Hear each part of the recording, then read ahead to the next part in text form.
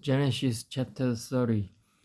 When Rachel saw that she was not bearing Jacob any children, she became jealous of his sister. So she said to Jacob, "Give me children or I'll die." Jacob became angry with her and said, "Am I in the place of God, who has kept you from having children?" Then she said, "Here is Bilhah, my maidservant. Sleep with her so that she can bear children for me, and that through her I too can build a family." So she gave him her servant Bilhah as a wife. Jacob slept with her, and she became pregnant and bore him a son. Then Rachel said, "God has vindicated me. He has listened to my plea and given me a son." Because of this, she named him Dan. Rachel's servant Bilhah conceived again and bore Jacob a second son. Then Rachel said, "I have had a great struggle with my sister, and I have won." So she named him Naphtali. When Leah saw that she had stopped having children, she took her maidservant Shippa and gave her to Jacob as a wife. Leah's servant Shippa bore Jacob a son. Then Leah said, "What good fortune!" So she named him God. Leah's servant Shippa bore Jacob a second son. Then Leah said, "How happy I am! The woman will call me happy." So she named him Asa.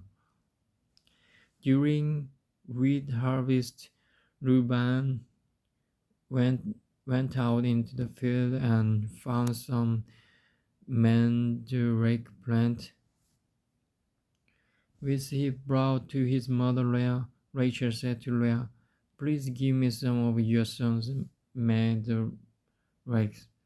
But she said to her, Wasn't wasn't it enough that you took away my husband? Will you take my son's mandrake too?" "Very well," Rachel said. "He can sleep with you tonight in return for your son's mandrakes." So when Jacob came in from the field that evening, Leah went out to meet him. "You must sleep with me," she said. "I have hired you with my son's mandrake." So he slept with her that night. God listened to Leah, and she became pregnant and bore Jacob a fifth son. Then Leah said, "God has rewarded me for giving my maidservant to my husband." So she named him Issachar.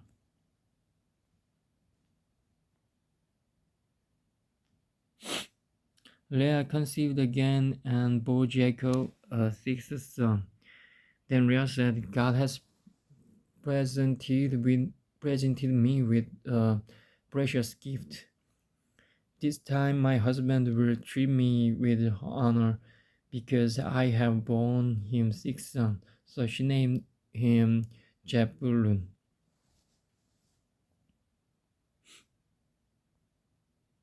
Sometime later she gave birth to a daughter and named her Dinah.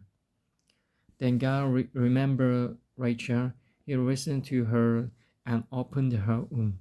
She became pregnant and gave birth to a son and said, "God has taken away my disgrace."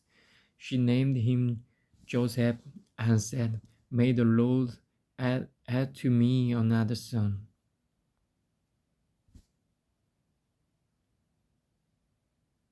After Rachel gave birth to Joseph, Jacob said to Laban, "Send me on my way so I can go back to my own homeland. Give me my wives and children for whom I have served you, and I will be on my way. You know how much work I've done for you." But Laban said to him, "If I have found favor in your eyes, please stay. I have learned by divination that the Lord has blessed me because of you. He added, name your wage and I will pay them. Jacob said to him, you know how I have worked for you and how your livestock has fared under my care. The little you had before I can has increased greatly, and the Lord has blessed you wherever I have been. But now, when may I do something for my own household? What should I give you? He asked. Don't give me anything, Jacob replied. But if you will do this one thing for me, I will go on tending your flocks and watching over them. Let me go through all your flocks today and remove from them every speckled or spot sheep, every dark colored lamb, and every spot or speckled goat. They will be my wages, and my honesty will testify for me in the future.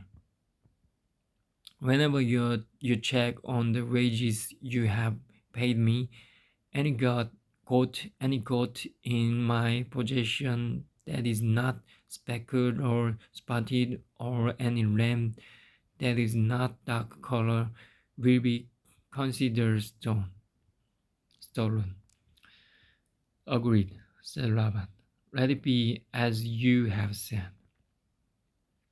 That same day he removed all the male goat that was streaked or spot, and all the speckled or spot female goats, all that had white on them, and all the dark colored lamb, and he placed them in the care of his sons.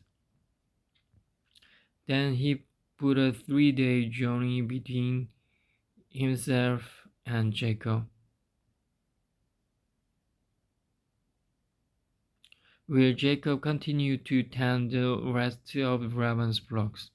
Jacob, however, took fresh cut branches from popular almond and plane trees and made white stripes on them by peeling the bark and exposing the white inner wood of the branches. Then he placed the peel, peeled branches in all the watering trough so that they would be directly in front of the flocks when they came to drink, when the flocks were in heat and come to drink. They mated in front of the branches, and they bore young that were streaked or speckled or spot. Jacob set apart the young of the flock by themselves, but made the rest face the streaked and dark-colored animals that belongs to Laban. Thus he made separate flocks for himself and did not put them with Laban's anymore. Whenever the stronger female were in heat, Jacob would place the branches in the troughs in front of the animals so they would mate near the branches. But if the animals were weak, he would not place them there. So the weak animal went to Laban and the strong ones to Jacob. In this way the man grew exceedingly prosperous and came to own large flocks and maidservants and menservants and camels and donkeys.